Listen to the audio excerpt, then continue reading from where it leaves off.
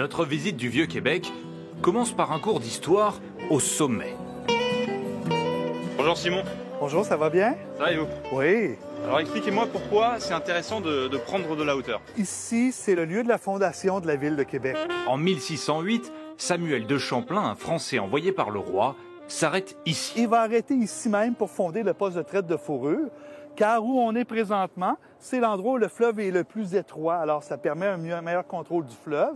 Et on est en haut de la falaise, alors on peut voir venir l'ennemi et aussi mieux se défendre. Québec, cela veut dire à l'origine là où le fleuve rétrécit.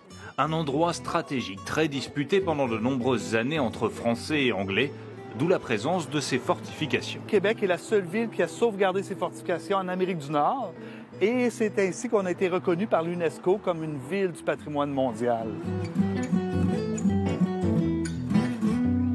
Sur ce continent, peu de villes ont un patrimoine aussi riche. Même ses habitants de Montréal, la ville rivale, le reconnaissent de bonne foi. La beauté du fleuve, l'architecture du Québec, de Québec, tout est beau. Ouais. Ça a 400 ans, c'est toute de beauté. On se tanne pas. On se tanne pas, comprenez par là, on ne se lasse pas de la vue. Et parmi tous les monuments, l'un d'entre eux attire particulièrement les regards. Le château de Frontenac. Construit il y a 130 ans pour héberger des voyageurs qui empruntaient le train dans la région. C'est aujourd'hui l'un des hôtels les plus photographiés au monde.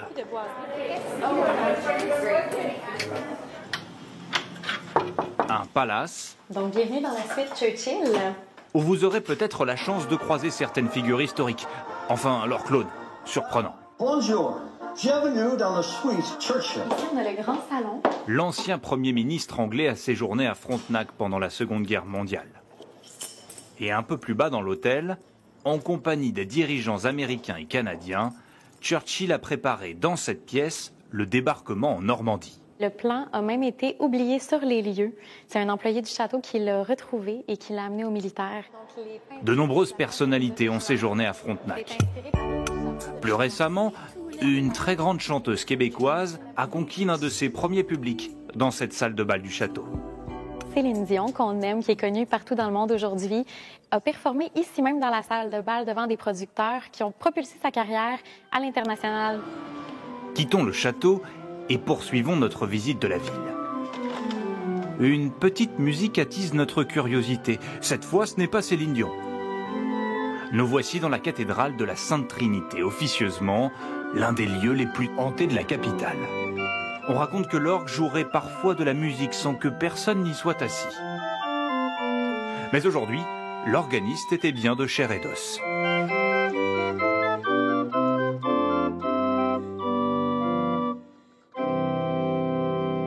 Il y avait l'histoire que les organistes auraient vu des fantômes pendant la nuit quand ils pratiquaient. Mais ça prédate aussi notre organiste présent. Il n'y a jamais vu de fantôme. Vous êtes sûr, vous confirmez? Oui, je confirme. Vous n'avez jamais vu de fantôme? Jamais vu. Mais ce monument est surtout réputé pour ses vestiges de l'héritage britannique de Québec, comme ses armoiries ou cette vieille Bible. Nous, Français, avons tendance à l'oublier, mais les Britanniques ont conquis Québec au XVIIIe siècle et au milieu du XIXe, presque la moitié de la population parlait anglais. Aujourd'hui, c'est 98% francophones, donc on oublie qu'il y a eu ces liens très importants avec l'Angleterre autrefois. Et partout autour de nous, nous voyons l'évidence de ces liens. Allez, fini les cours d'histoire. Quelques pop-corn au sirop d'érable en guise de goûter. Prenons le temps de flâner un peu dans la vieille ville. C'est aussi comme ça que Québec s'apprécie.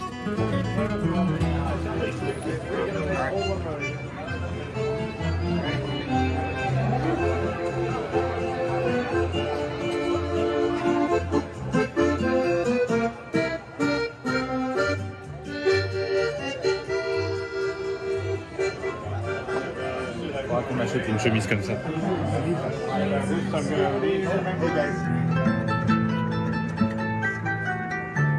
Le soleil se couche. Juste avant la fermeture, nous nous engouffrons dans une boutique un peu particulière, consacrée uniquement à Noël. Elle est ouverte toute l'année, même au cœur de l'été. Vous apprécierez son ambiance et ses milliers d'articles, dont certains vendus plusieurs centaines d'euros. Contentons-nous d'un plus petit souvenir. Celui-ci, c'est vraiment le plus beau. Moi, le prends. La nuit tombée, l'hôtel du Parlement de Québec, là où siège l'Assemblée nationale, en met plein la vue. Mais pas le temps de s'attarder. Les Québécois mangent assez tôt et une table nous attend. Juste ici pour vous, monsieur? Si pour vous, Poutine n'évoque qu'un président belliqueux, c'est que vous ne connaissez pas encore le Québec. Ici, la poutine, c'est le plat incontournable. Alors, on a les frites.